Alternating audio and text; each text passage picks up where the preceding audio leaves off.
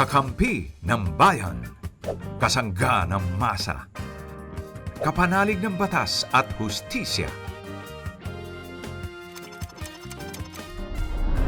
Attorney Danny Con, Abogado de Campanilla. Magandang gabi po sa inyong lahat, sa mga bumabaybay sa kalsada. Ayan, pwede kayong makinig habang nagda-drive ha. O kaya naman, ay pwede naman yung mga nasa loob ng jeep, public utility vehicles, pwede kayong manood sa amin. Ayan, nakikita nyo po kami sa ating YouTube at Facebook.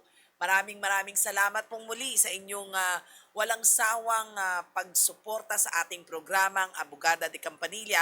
Ako po yung Mare ng Bayan, Mare Yao. Kasama natin ngayong gabi, walang iba ang magbibigay ng walang patid na payo, Attorney PG Galang. Good evening. Hi, good evening, Mari. Good evening sa mga nanonood sa amin sa Facebook at saka sa YouTube. Yung sa mga nagmamaneho, huwag kayong manood sa Facebook at saka sa YouTube. Makikinig lang. Makinig lang kayo. Ayan. Makinig lang kayo. Huwag kayong mamanood dahil baka mabangga pa kayo. Alam mo, sa totoo lang, Oo. yan ang nakakatuwa sa mga panahon ngayon, Attorney, no? Dahil nga, kahit papaano, kung hindi mo napanood ng live, pwedeng-pwede ka pang manood na babalik-balikan mo, di ba? Pero ngayon, alam mo, sa programa natin, sa totoo lang, pwede silang makinig lang eh. Yes. Kasi para tayong radyo eh. Kaya Oo feeling ko nga. lang At saka, Oo. kahit hindi nyo na ho kaming makita, okay lang. Ay, pero ano nyo pa rin kami? Ikaw naman, huwag na. Hindi okay, manood pa rin kayo. Ayan. O, sige. But anyways, yung may mga gustong magtanong. Sa mga gusto magtanong pwede na wag rin kayo mag-text habang nagmamaneho pero mamaya mag-text kayo sa Globe namin, it's 0954-310-0331 and for Smart, it's 0961-770-8807. Pwede rin sa Facebook Messenger. Oh, there you have it. Okay, At tuloy-tuloy tayo dito na magbibigay serbisyo publiko pagdating po sa pagka-legal. Yes. Pagka-legal. Oh, sige, eto Wag na. lang sa pagka-illegal. Oo. Huwag tayo sa illegal. Wag sa illegal. Oo, baka Walang payong ganon. ma-impeach tayong pare-paheras. Okay, eto na ha. Si Ronald, siya ay 38 years old ng Nueva Ecija. Ang tanong niya, good day po. Ako po'y humihingi ng tulong sa inyo tungkol po sa sitwasyon naming mag-asawa. Legal po kaming kasal at kasalukuyang buntis ang aking misis at una naming anak. Pareho po kaming may mga anak na sa una naming relasyon. Ang problema po ay tila lahat ng desisyon ng aking asawa ay kontrolado pa rin ng kanyang mga magulang. Legal advice ba to? Nag-iisang anak po siya at hanggang ngayon ay sila pa rin na nasusunod sa halos lahat ng bagay. Gusto ko po sanang bumukod na kami at magsimula na ng sariling pamilya. Ngunit nahihirapan po akong makausap ang aking asawa dahil mas pinili niyang sundin ang kagustuhan ng kanyang mga magulang. Magkalayo rin po kami ng tirahan dahil taga Mindanao siya at taga Luzon naman ako. May legal po ba akong karapatan bilang asawa na makasama at pamuhay na kasama ang aking asawa? Mayroon po bang legal na aksyon laban sa aking mga biyenan kung sila ang humahadlang ng aming pagsasama bilang mag-asawa? Ay! Ano mo? Kalergi ete chiwa. Parang ayoko atang magbigay ng payo muna na legal sa gantong mga Totoo. bagay. Alam mo, sa totoo lang, I feel you. Anong pangalan niya? Ang pangalan niya? Anong pangalan niya? Si Ronald. In Alam mo fairness kay kasi, Ronald, oo ha? nga. Gusto niyang makasama. Okay, sige. Bakit yung asawa ayaw? Yun na nga. Alam mo kasi minsan baka naman, hindi natin alam ang sitwasyon ng mga magulang ng asawa niya, baka naman nakadepend sa kanya sa pamumuhay, alam mo, baka may edad na at hindi natin alam. Possible. Or, may sinabi siya kanina, attorney, meron silang anak sa una. So, maybe, just maybe, nasa babae pa yung ibang anak niya. Maybe, baka, hindi ba po lagi mo sinasabi, Oo, hindi baka manok, pa lang. Hindi manok. Hindi manok. Hindi. Okay, Ronald, sa unang-una, ayoko munang magbigay ng payong legal sa'yo kasi sa mga gantong bagay, magandang hindi muna tayo dumaan sa kasuhan. Dahil kahit sa anong gawin mo, ay pamilya pa rin ng asawa mo yan. So kung kaya, kung hindi ikaw, kung meron ba kayong kamag-anak Na pwedeng mamagitan. pwedeng mamagitan muna sa inyong pagsasama dahil ang sasagutin ko, oo, meron kang karapatan na hingin na dapat kayong magsama dahil bilang mag-asawa, you have the right and the duty actually to live, ang tawag doon bed and board, ang tawag doon. Bed is magkasama kayo sa isang bahay, board is ang tawag doon ay yung magsusuporta kayo sa isa't isa.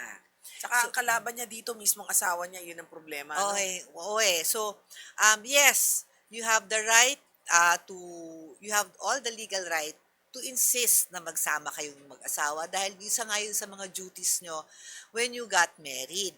Meron, hindi ibig sabihin na yung mga arrangements ng mga ibang mga mag-asawa na hindi nagsasama pero sila pa rin mag-asawa at nagsusuportahan pa rin ay invalid. But it just means that you can insist, diba? Because you have that's one of your the duties of being, bakit pa kayo nag-asawa kung hindi kayo magsasama? Yun na nga yun, di ba? Pangalawa, meron ba ikaw pwedeng makaso sa iyong, sana hindi na lang umabot doon, ano? Parang ayaw kong bigay. Pero sige, kung aabot man kayo doon, yes, actually, pwede. Meron kang pwedeng ikaso sa iyong mga biyanan, actually, mga biyanan, di ba? Pwede kasing kung ayaw talaga there's such a thing as alienation of affection, yung nanghihimasok sa inyong, yung pagsasama Sa na, relasyon. o sa relasyon na will causes your spouse or partner to lose affection for you. And to lose affection, actually, isa yun, di ba? Yung hindi ayaw sumama sa iyo. Ano ba yan? Criminal charge ba No, yan? sa civil offense lang naman yan. Nasa civil Family code. matter, no? Family matter. Unless papatunayan mo na talagang parang kaya hindi sumasama sa'yo ay dahil sa siya'y kinukulong. Iba yun, krimen yun, di ba? Kung talagang of her own free will at ayaw sumama sa'yo, syempre, that's one of the grounds for psychological incapacity na ayaw i-fulfill ang basic obligations of marriage, which is to live with you. So, but that is, kung gusto mo nang makipaghiwalay. So, yun ang kaya ayaw kong nagsasabi ng Correct. ng payong legal dahil hindi pa naman tayo nandyan. Kasi mukhang, I applaud you, Ronald, na gusto mo siyang Roland or Roland? Ronald, na gusto mong gawin yan. So, sa akin, wag muna tayong maglegal. Maghanap ka muna ng mga kamag-anak na pwedeng, o mga taong pwedeng mag-mediation sa inyo na kayo-kayo muna. Okay. Sa akin, hindi legal.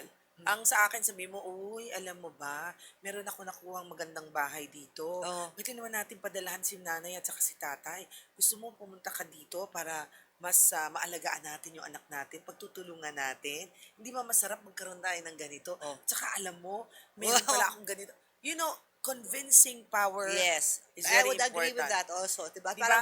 Parang kung hindi, parang Kumbinsihin mo kumbinsihin mo siya. Oo, Or, sabihin mo, kung talagang ayaw niya iwan ng mga magulang niya, kung kaya mo lang, baka gusto mo naman isama yung mga di magulang. lalo tayo nagkalabo-labo dito. Hindi kasi ayaw niya iwan Hindi. Sabi niya ayaw niya iwan, kung gusto niya, isama mo. Ganito, Isama mo. sa tingin ko, Oh. ang isa sa mga rason kung bakit ayaw niyang iwanan Ah. yon, may mga anak siya doon, or number 2, baka matatanda na walang means. Ah. Kung masisiguro ninyo na kunwari kayong dalawa, ikaw din, no, makapagbibigay naman kahit konti sa kanila, Yes. I think mai-impluwensya Yes. yung asawang pumunta dito. At saka hindi, sabi mo, uy, alam mo, mas maganda nandito ka. Nako, kasi syempre, mas gusto ko, nandito ka, ako nagsisilbi sa'yo sa magiging anak natin. Saka alam mo ba, maganda ang ospital dito yes. para sa anak natin. Totoo. Oh. At saka yung Yung mga- mga ganong factor, convincing. Oo nga, mas malayo ang mararating mo sa ganung pamamaraan Yes, kesa demandahan. kesa demandahan Okay. sa ganitong sitwasyon. So,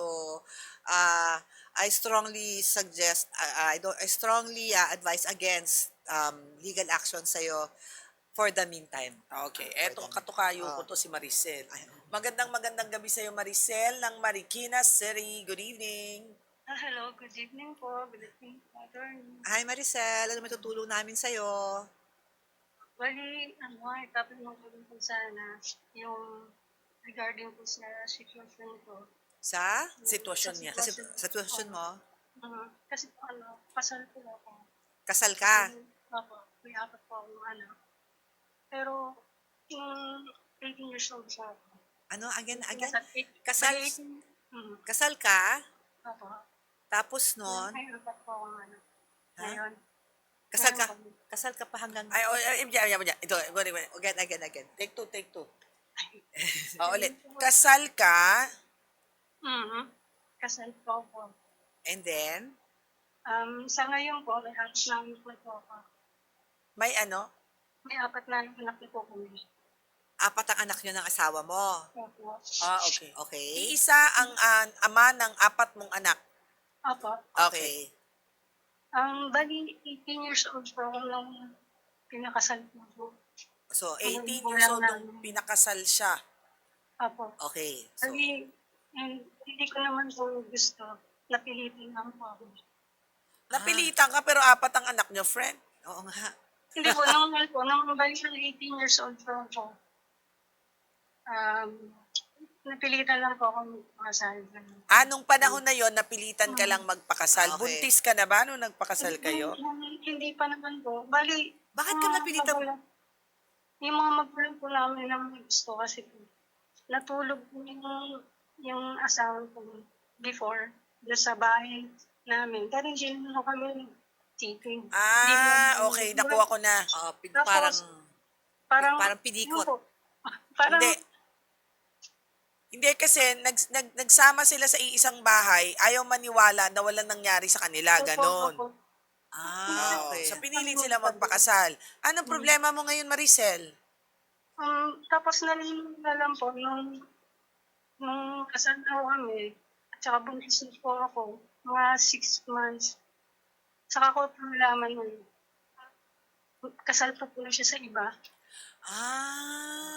May siyang naging pamilya. Okay, so, Ilan taon na ba yung asawa Oo nga. mo? Before po, parang mas ahead po siya sa akin. Ilan taon siya nung nagpakasal kayo? Ikaw 18 siya? Nasa 20 po. 20. pero, prior, okay, Maricel, so bago kayo ikasal, may asawa na pala siya. Hindi ko po alam, may unang pamilya po pala siya. Hindi, unang pamilya or unang asawa? Unang asawa po, kasal. So, kasal siya sa iba nung kinasal kayo. Okay. Sige, ano ngayon ang gusto mo mangyari? Alam ko na. Kung lang, kung maaari po ba na mapawalang visa yung kasal namin? Yes! Actually, your marriage is void from the beginning. Napakadaling anuhin niya, napakadaling ipaanal niya. Pero gusto mo ba yun? Gusto mo ba, Maricel, na mapavoid ang iyong kasal? Opo, O okay. gusto niya? Ang tawag dyan ay declaration of nullity. It's not even an annulment. Di ba? A declaration of nullity yan kasi there was a valid marriage before it. So you just have to prove that yung date nung kasal nyo and then there was a marriage before it, pupunta ka lang sa korte, mabilis yan, hindi yan normal. PSA. Oh, Para ma-check, no? Yes. Oo, Yes. para ma-check yung kasal nila, tapos kunin mo rin yung kasal Yes. mong papel. Kaso gagastos ba siya dito? ha? Meron siyang gastos dito ng konti dahil nga it's a court case and to nullify a marriage, it always involves the courts. So, Maricel, Opo. ikaw ba ay may trabaho? Ikaw ba ay... Meron po. Kasi para for indigency kung may pawe, di ba? Kasi kailangan mo ng abogado dito. Pero sinasabi ko sa iyo, Maricel, it doesn't matter that you have 4 children. It doesn't matter that you were married at 18, at na ano na yan. But the fact is, meron pala siyang asawa prior to you, valid, assuming that the first marriage is a valid marriage. Your marriage is going to be declared void ab initio, so it's just a declaration of nullity. Okay. Nakuha mo na? Nakuha mo, Maricel? Opo, pero sabi niya po, last 5 years ago, Oo. sabi niya po, pinagpirmahan daw siya ng una niyang asawa niyang annulment. Ay, okay. Okay. Hindi napipirmahan ng annulment eh. It's also a court case eh. Na yung annulment. At the same time, check mo kung napa-annul talaga siya. At Pero kahit naman na-annul siya. kahit naman na-annul siya, Oo. nung time na yun, as long as hindi pa siya annul, nung time na kinasal kayo, Which is unlikely. which is unlikely na napa-annul nung time na kinasal kayo, void pa rin ang kasal nyo. Okay. Until it is even though the marriage was annulled later on habang kasal kayo, it doesn't matter. The time of your marriage ay kayo ay hindi meron siyang unang kasal, so void pa rin 'yon. Okay, Bali, Maricel? ano po yung mga steps na dapat ko pong gawin? Una muna, hanapin mo yung PSA nung unang kasal Oh, niya. Philippine Statistics Authority lang Apo. yan. Oo, diba? Hanapin mo yon tapos maghanap ka nga ng abogado. Ayan, yun na yun. Oo. Okay, so good luck sa'yo, pero may laban ka in terms of malinaw yan. gustong mo magpaanal, Oo. mukhang malakas ang Malinaw, laban mo, malinaw. malinaw sa sikat ng araw. Yes. Okay? Salamat Sige, po. Shasha Parilla, thank you so much. Thank you po. Okay. Okay, ito na si Bea naman, ay 26 years old ng Quezon City. Ang tanong niya, nag-resign po ako sa trabaho at habang inaasikaso ko ang clearance, napansin ko pong may nakalagay sa document na tinatawag akong contractor at hindi raw ito employer-employee relationship, kundi independent project-based service provider lamang. Sa buong panahon po ng pagtatrabaho ko, ang pagkakaintindi ko po ay regular employee ako at dahil ganun din ang sinasabi sa akin ng employer ko. At kinakaltasan din ako ng tax sa sahod. Wala rin akong naging SSS, Pag-ibig at PhilHealth contributions dahil sinasabi nilang ongoing pa raw ang processing at gusto ko pong malaman kung bakit kailangan ilagay ito sa clearance at kung maaring bang gamitin ito against the company para itanggi na employer-employee relationship kami. Ay, alam mo, ganda yan. Nakakaloka siya. Yung employer niya nakakaloka. Oo nga, kasi bakit ngayon na niya sinabing independent contractor ka, di ba? At saka nilagay lang niya noong Clearance na. magki-clearance na. Okay, pwede ba magkaroon ng independent contractor? Yes. Pwede yon. Pero the thing is, actually, ang labor laws natin frowns upon yung mga ganyan na yung labor-only contracting, ang tawag doon Yes. Because it does away with ginagamit yun usually ng mga employers para wala silang responsibility sa na maging regular employee. Kaya ang tinatawag doon na labor-only contractor, hindi yun pinapayagan usually ng labor laws natin. Kasi if you're an independent contractor, usually yung you bring your own equipment, yung ikaw yung may sarili mong oras, hindi ka naman required na to be there, to be present all the time kasi Yeah. independent contractor ka lang Oh, so diba? anong laban niya? So, ang ilaban niya is that there was really an employer-employee relationship. What are the elements of an employer-employee relationship? Madaming mga hallmarks yan. Unang-una, hiring and firing. And the most important is control and supervision. Meaning, kinokontrol ng employer mo your output and the way you do your job. Kasi ang contractor output related, ano lang, 'di ba hindi ka naman ang contractor, pinapabayaan ka on how you do your job as Yes. long as you deliver on the contract that is agreed upon. Correct. Ang employer-employee, there is control and supervision. Okay. At pangalawa is if your function is integral to the running of the company. For example, kung, di ba? So, isena mo na yan. In short, medyo pinapaikot-ikot ka. Kasi hindi sila So, nagbayad ng SSS tsaka Yes, ng isa pa rin Pag-ibig. yan O kasi pag ikaw, it's a valid independent contractor, kung valid, kasi pwede naman talaga. Walang responsibilidad yung magbayad. na magbayad. Pero kung ikaw ay employer-employee, dapat merong pagbabayad at merong employer share doon sa nire-remit. So, para mukhang iniwasan lang ng magpumunta ka na magsena ka na, single entry approach. Kasi sayang rin naman yung taon na binilang mo doon Totoo, na hindi totoo. na hindi na count sa sa SSS mo Pag-ibig kasi 'di ba makakautang ka na sana sa SSS Correct. makakaano ka na ata sa Ang makakabili daming ka na ng benepisyo na binibigay ng mga mandatories na yan. Na- At saka kung sakaling nagkasakit siya, wala siyang PhilHealth. Yes. So Kawawa naman siya. mukha nga Bea, so you look at yung kung ano man yung relationship mo kung pasok ka dun sa employer-employee relationship pwede ka nang magkaso at to get your benefits. Alright. O Okay. ayan ha. Maraming salamat po sa inyong pagsubaybay sa amin. Sabi ko nga, hindi pa. Meron pa pala. Si Carla, short only. Short Okay. Si Carla, 38 years old ng Quezon City. Nalaman ko pong asawa ko na isang guro ay may pribadong pakikipag-usap sa ilang estudyante na babae. Ay, At may pagkakataon na nagbibigay siya ng espesyal na trato at pinadadalhan sila ng pera. hala. May nakita rin akong mensahe kung saan humihingi siya ng personal na larawan mula sa isang estudyante. Creepy naman yan. At may ilang bahagi ng kanilang usapan na tila binura. Ilang beses na rin po itong nangyayari kahit tumadaan na kami sa counseling. Kaya labis po itong nakakaapekto sa aking kalagayan. Saan po dapat i-report ang sitwasyong ito at ano pong maaring legal na hakbang Naku, ang dami. laban sa aking asa. Ang dami. Ang daming pwede. Guro to, no? Ang kaguro, una muna sa kung ito ay sa DepEd, pwede kang magreklamo. Sa eskwelahan mismo, pwede mong i-report ang iyong asawa dahil anti-sexual harassment yan. Lalo na kung minor de edad. Pero ang tanong ko ay ganito. Sa telepono ng asawa niya, pwede ba siyang makasuhan ng asawa niya dahil tinitingnan niya ang phone niya?